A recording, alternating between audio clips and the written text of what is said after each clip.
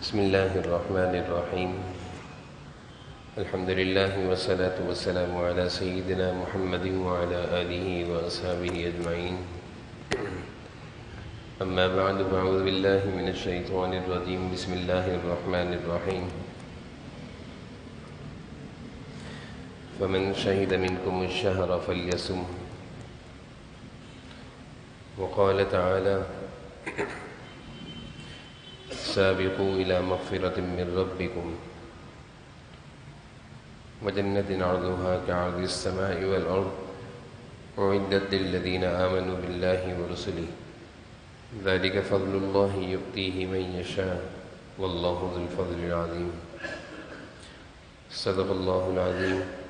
اللهم صل على سيدنا مولانا محمد وعلى آل سيدنا ومولانا محمد وبارك وسلم.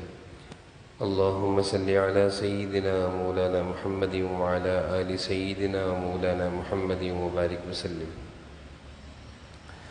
میرے قابل احترام بزرگوں اور عزیز بھائیوں، رمضان کا مہینہ اور اس کی آمد بہت قریب ہے۔ سال میں 12 مہینے ہیں، سارے مہینے اللہ کے ہیں، اللہ کے بنائے ہوئے ہیں، دن رات بھی اللہ کے بنائے ہوئے ہیں۔ رمضان کے مہینے کو اللہ نے اپنا مہینہ کہا ہے۔ رمضان شہر اللہ، رمضان اللہ کا مہینہ ہے۔ اللہ تعالیٰ نے اس مہینے کو، اس مہینے کی نسبت اپنی طرف کی ہے، اس کی عظمت، اس کی اہمیت، اس کے اہتمام کو بتانے کے لیے۔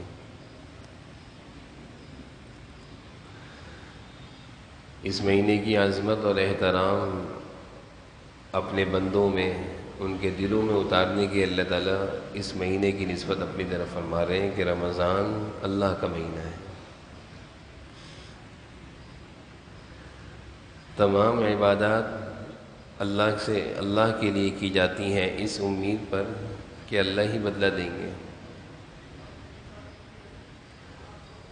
اور ساری عبادتوں کا بدلہ اللہ ہی دیتے ہیں۔ رمضان کی عبادت، روزے کی عبادت کا بدلہ اور صلہ اللہ تعالیٰ نے اپنی طرف خاص طور پر منسوب کیا ہے۔ حدیث شریف میں ارشاد ہے کہ روزہ اس کا بدلہ میں دوں گا، روزہ اس کا بدلہ میں خود ہوں۔ ساری عبادتوں کا بدلہ اللہ ہی دیں گے۔ بندہ عبادت اللہ کی اسی لیے کرتا ہے کہ اللہ سے اس پر اجر اور صلہ چاہتا ہے، لیکن رمضان کی عبادت اور رمضان کے مہینے کی عظیم عبادت روزہ، اس عبادت پر جو بدلہ اور صلہ ملنا ہے، اللہ تعالیٰ اس صلے اور بدلے کی نسبت بھی اپنی طرف کر رہے ہیں کہ اس مہینے کی عبادت اور روزے کی عبادت، اس کا صلہ اور بدلہ میں خود دوں گا۔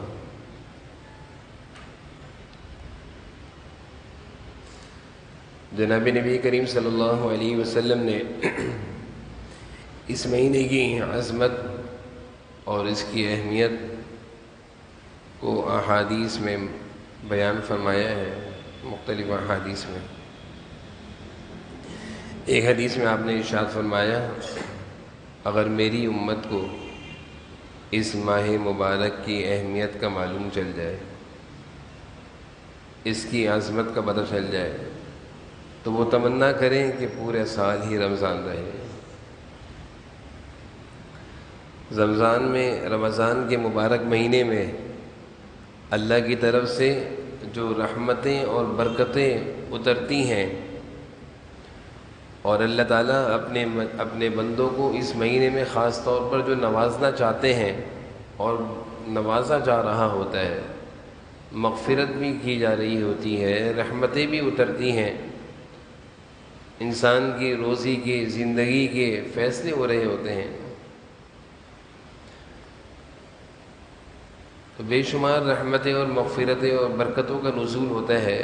حضور جناب نبی کریم صلی اللہ علیہ وسلم ارشاد فرما رہے ہیں کہ اگر ان رحمتوں اور برکتوں کے نزول کا اندازہ ہو جائے کہ پورے سال کے مقابلے میں اس ایک مہینے میں اللہ تعالیٰ کی طرف سے کس قدر رحمتیں اترتی ہیں، تو میری امت کے لوگ تمنا کریں کہ پورا سال ہی رمضان رہے۔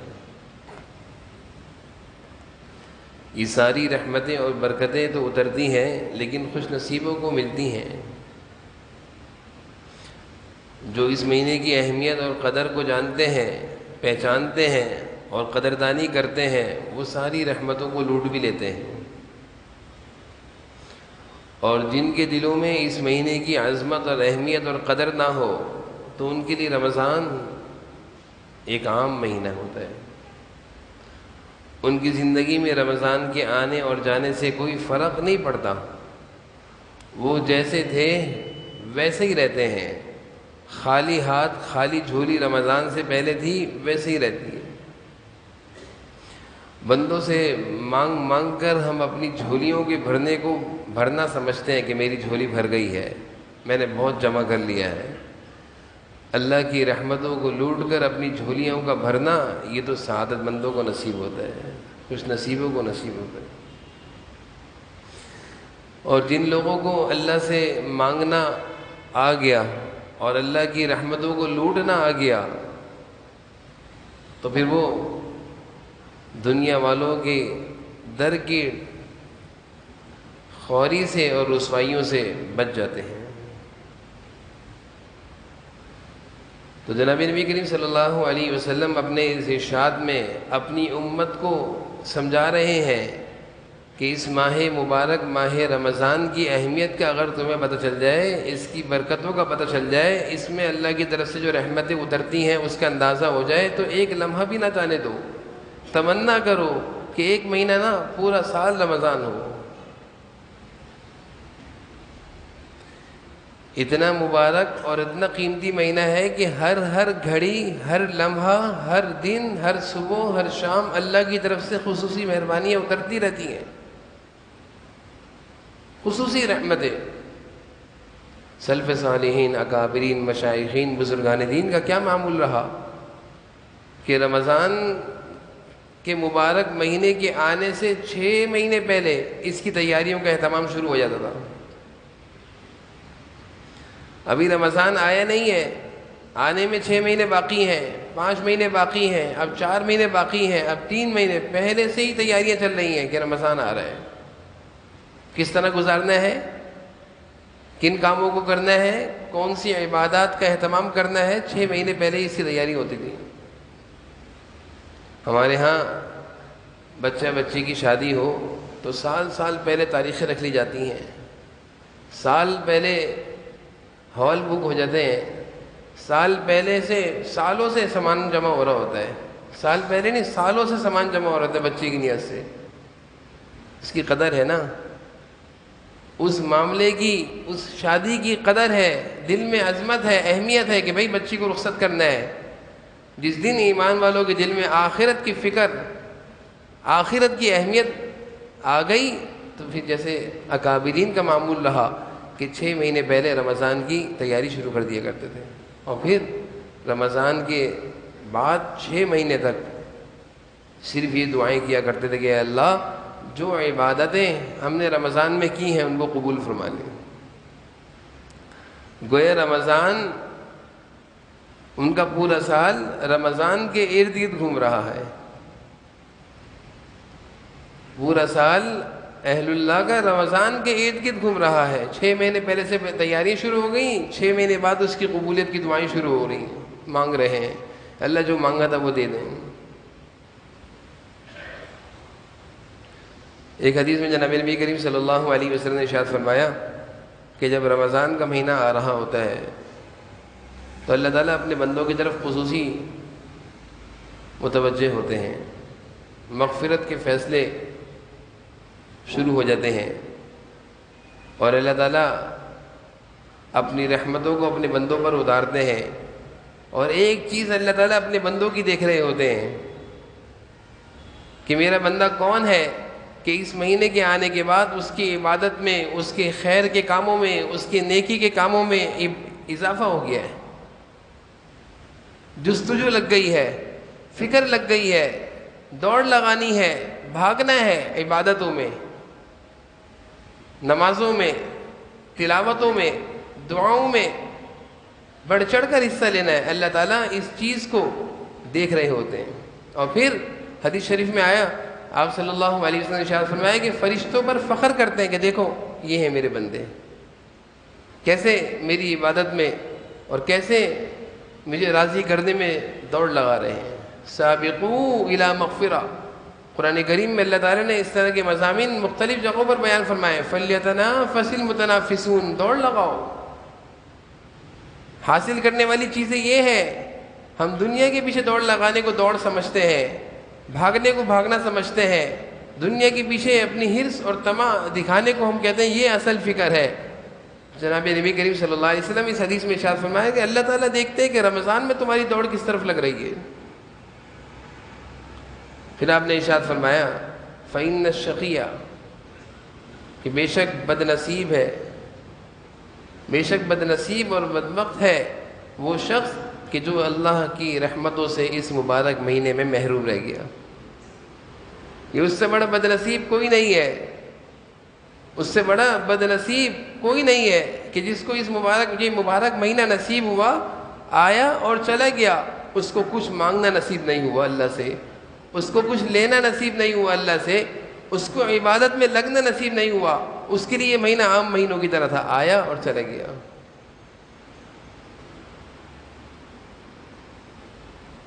علماء فرماتے ہیں کہ بہت سارے لوگ تو ایسے ہوتے ہیں، ایک طبقہ تو وہ ہوتا ہے کہ زندگی جیسی گزر رہی تھی، رمضان کے آنے سے بھی ان کی زندگی پر کوئی اثر نہیں پڑا، وہی جھوٹ، وہی غیبتیں، وہی دنیا داری، وہی دھوکہ، وہی لقمہ حرام، وہی لڑنا لڑانا، وہی زبان کی بے قابو، آنکھیں بے قابو، کان بے قابو، ان کی زندگی پر کوئی اثر نہیں پڑا۔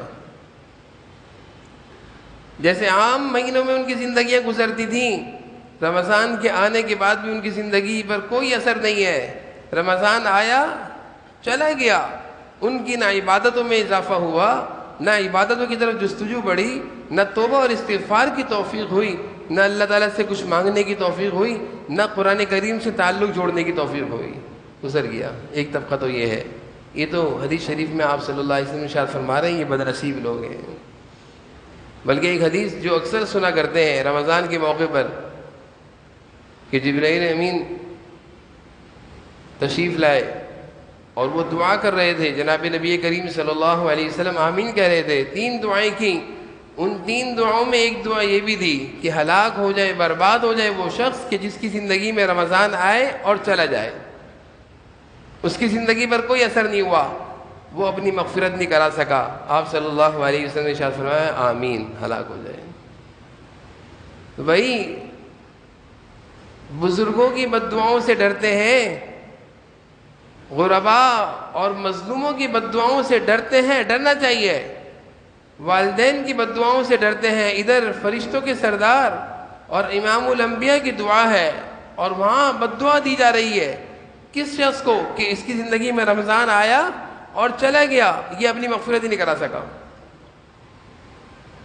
اس کی زندگی میں کوئی تبدیلی نہیں آئی، یہ کچھ اللہ کی طرف جستجو بڑھتی، کچھ عبادتوں میں اضافہ ہوتا، کچھ دنیا داری کم ہوتی، کچھ جھوٹ، کچھ دھوکہ، کچھ خیانتیں، کچھ حرام کمائی میں کمی آتی، کچھ اللہ سے معافیاں مانگتے، کچھ آگے کی زندگی کا اللہ سے کچھ عہد اور معاہدہ کرتے، نہیں، کچھ بھی نہیں آیا۔ ہلاکت کی بد دعائیں بھی اس کے ساتھ ہیں اور محرومی اور بدنصیبی کی بد دعائیں بھی اس کے ساتھ ہیں۔